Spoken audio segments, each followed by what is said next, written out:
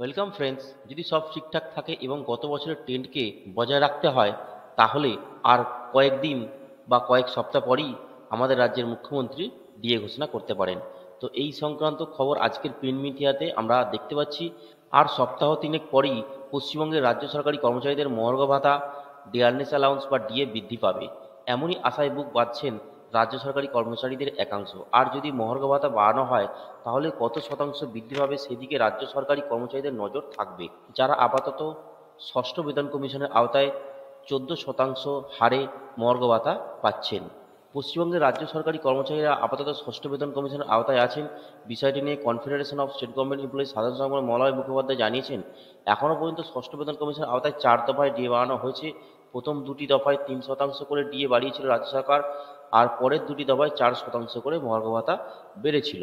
আসলে 2023 সালের ডিসেম্বরের শেষে রাজ্য সরকারি কর্মচারীদের মহার্ঘ ভাতা বৃদ্ধি করা হয়েছিল, কারণ সেই সময় কলকাতায় ক্রিসমাস উৎসবের সূচনার মঞ্চ থেকে 21শে ডিসেম্বর ডিএ ঘোষণা করেছিলেন আমাদের রাজ্যের মুখ্যমন্ত্রী মমতা বন্দ্যোপাধ্যায়।